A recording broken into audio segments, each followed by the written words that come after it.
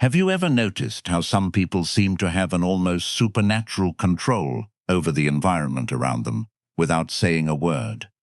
They don't shout, they don't beg, they simply withdraw, and suddenly everything changes. The energy shifts. People start to question, to chase after, to feel. Now imagine if you did the same. If you stopped reacting immediately to everything. If you chose silence instead of the automatic response, retreat instead of explosion. What do you think would happen? That's where the point lies. When you stop being always available, emotionally, physically, psychologically, the world around you goes into crisis. Because people are used to controlling you through your reactions, through your impulses, through your predictability. But the day you choose to withdraw, the game changes. And those who thought they knew you realize they know absolutely nothing about you. Carl Jung said, "Everything that irritates us about others can lead us to a better understanding of ourselves." Now, think about this. When you become inaccessible, who really gets desperate? Who gets irritated? Who tries to provoke you just to elicit some emotion back? This reveals more about the other than about you, and it mainly reveals how much you are still being manipulated without realizing it. You keep giving yourself to please, to maintain peace, to not lose people who deep down were never really with you. And with every forced yes, every immediate response, every emotional reaction, you give away a piece of your energy. And at the end of the day, what's left? Tiredness, frustration, an emptiness you can't explain, but I'll tell you why. Because you are too available for those who don't deserve even a minute of your silence. This video is not about turning your back on the world. It's about choosing yourself. It's about learning what Jung called individuation, the process of becoming whole, authentic, complete. And this process begins when you understand that silence can be stronger than 1,000 arguments. That withdrawal, when it comes from awareness and not from escape, is an act of power. So, I ask you now, looking into your eyes, how long will you continue to be controlled by the emotions of others? How long will you react like a puppet every time someone poke your wound? Maybe it's time to cut those strings, to withdraw, to become a mystery. Because when you stop being available, everything changes. You have been taught to always be present, to respond quickly, to please, to say yes, even when you wanted to say no. Since childhood, you have been conditioned to believe that your worth lies in how available you are to others. But here's a truth that perhaps no one has told you with this clarity. This excessive availability is not a virtue. It is a prison. And as long as you continue to think that you need to be accessible all the time, emotionally or otherwise, you will be manipulated, drained, and forgotten as soon as you are no longer useful. Do you know why? Because being always available makes you seem predictable, and everything that is predictable becomes a tool. People start to use you as an emotional emergency button. They press it when they want attention, relief, validation, and then put you back on the shelf. But you don't realize this because you are trapped in an illusion that being present for everyone will make someone be present for you. But it doesn't work that way. Carl Jung spoke about the persona, this mask we wear to be accepted, loved, recognized. And it is exactly this mask that keeps you overly available. You say it's okay when you are suffocating. You respond to messages immediately, even when you are exhausted. You explain yourself, justify yourself, defend yourself as if you owe something to the world. But the truth is that the more you place yourself at the center of others' stage, the more you disappear from your own.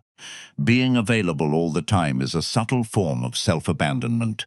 It is a disguised way of seeking approval, avoiding rejection, trying to control the image others have of you. But this control comes at a price, and the price is your peace. It is your vital energy being distributed as if it were infinite, when in fact it is limited, very limited. People who want you available all the time, in fact, do not want you. They want what you provide: validation, company, distraction, emotional comfort. But when you change, when you set a boundary, when you refuse to react, those same people get irritated, accuse you, say you are weird. It's not because you changed, it's because you stopped being functional for them. And here's the cruelest point. The more available you are, the less value others give you. Because what is too abundant becomes emotional rag. No one respects what they don't have to earn. No one values what is always there. So now, stop and think. Who truly deserves your time? Who deserves your attention, your presence, your listening? Or better yet, who deserves your absence? But before answering that, we need to understand one essential thing. Why do we react so much? Why do we give in so easily? What is behind this almost automatic desire to respond, justify, and please? The answer lies in what Jung called psychic energy. And that is what we will talk about in the next part. Because your energy is all you have. And if you don't learn to protect it, someone will use it against you. If this content is making sense to you, click the subscribe button and subscribe to the channel. Thank you for your support. Jung did not see the human psyche as an automatic machine that reacts to stimuli without consequences. For him, our mind is like an energy system, and every thought, emotion, and action consumes a part of that energy. The question is, are you choosing where your energy goes? Or are you letting the world decide for you? Every time you react impulsively, you are wasting psychic energy. When you defend yourself against a criticism that didn't even deserve attention, when you respond to a provocation just to prove you are right, when you engage in useless discussions, when you try to please those who do not value you, you are spending your inner strength on what does not nourish you. And Jung was clear, that which you resist persists. The more you react, the more you bind yourself. People who live emotionally drained are not weak. They are misdirected. And do you know what happens to someone who lives exhausted? They become vulnerable. And when you are vulnerable, you become easy prey. Manipulative, opportunistic, and emotionally needy people can sense this. They notice that you do not know how to guard your energy, that you react to everything, that you're always trying to solve the world, and they take advantage of it. Jung said that a healthy psyche is one that knows how to keep energy within the system. This means knowing how to say no without guilt, knowing how to remain silent without feeling cowardly, knowing how to observe before acting. Because true power is not in reacting, it is in choosing when and how to act. And this is only possible when you know yourself well enough to recognize your own impulses. How many times have you lost sleep over an unresolved conversation? How many times have you spent hours ruminating on what you should have said or trying to understand why someone treated you poorly? This is energy being drained without return. You are keeping alive ghosts that should have died long ago, and feeding dynamics that only exist because you insist on responding. Psychic energy is like a force field. When well guarded, it creates presence. You enter a room and command respect without saying a word. But when poorly managed, you become invisible, reactive, fragile, and the world has no mercy for those who give in easily. Therefore, start observing your own triggers. What makes you react automatically? What makes you lose your center? These are the exact points where your energy escapes, and that is where you need to work. Not to become cold or indifferent, but to become intentional. Because this is the beginning of consciousness.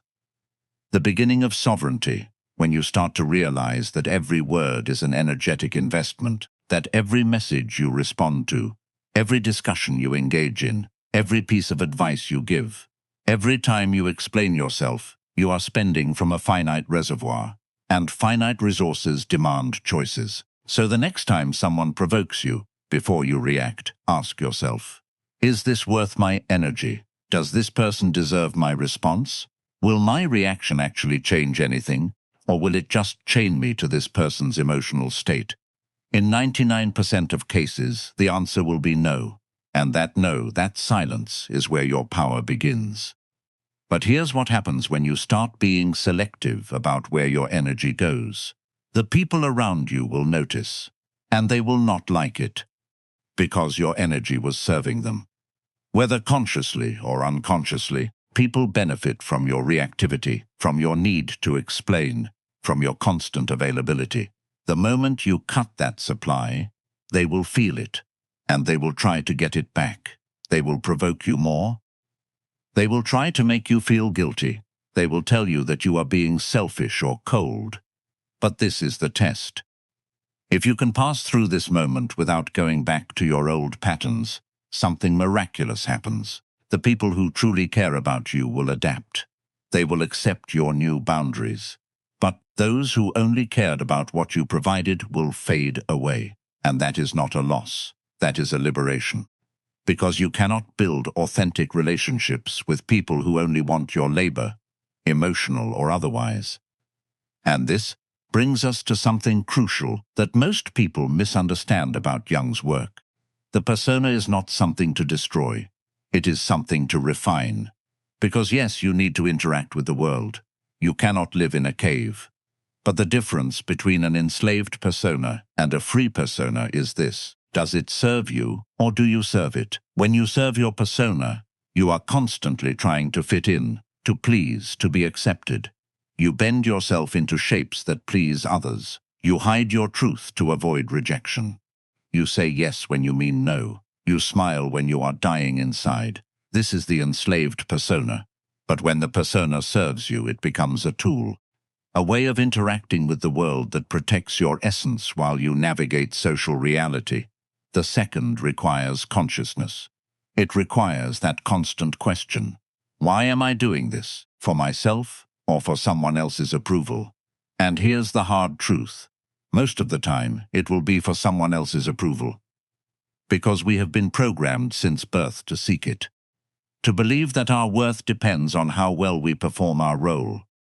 That our love is conditional on our usefulness. But the moment you truly understand that this is a prison, the moment you decide to step outside of it, even if just for a moment, everything shifts. Because you realize that the people who reject you for setting boundaries, they were never really accepting you anyway. They were accepting your performance. They were comfortable with your sacrifice. And your refusal to continue sacrificing is to them a betrayal. But to you, it is liberation. It is the first real act of self-love, because choosing yourself, even when it costs you, even when it means being alone for a while, that is the foundation of everything that comes after. That is the soil where true relationships, authentic relationships, can grow. So let me ask you something. What would change if you stopped responding to every message immediately? What would change if you went a few hours, a few days without contacting people who drain you? What would change if you simply did not engage in a conversation that was going nowhere? The answer is everything would change. Because you would finally be reclaiming your time, your energy, your peace. And yes, there will be consequences. Some people will not understand. Some will feel hurt or rejected. Some will interpret your silence as indifference when it is actually self-respect. But here is what is important. Your silence will not be about them. It will be about you. It will be about honoring your own existence, your own needs, your own truth. And when your unavailability comes from this place, from a genuine desire to protect yourself, and not from fear or resentment, it becomes something powerful. It becomes magnetic. Because people can sense the difference between someone who is running away and someone who is standing their ground. The first repels through weakness. The second attracts through strength. This is where true presence comes from, not from being available for everything, but from being fully present with what you choose. From giving your complete attention to the people and pursuits that truly matter to you.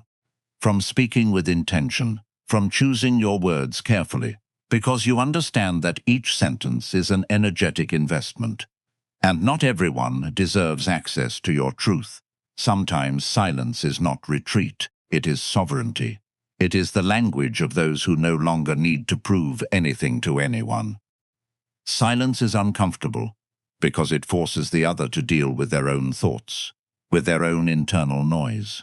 And this discomfort reveals more about them than any argument of yours could reveal. You don't need to explain your absence. It explains itself. And those who feel threatened by it reveal how much they depended on your imbalance to maintain their own control. But the most powerful silence is not the one that disturbs the other. It is the silence that reconstructs you from within. The silence that connects you to something beyond external approval.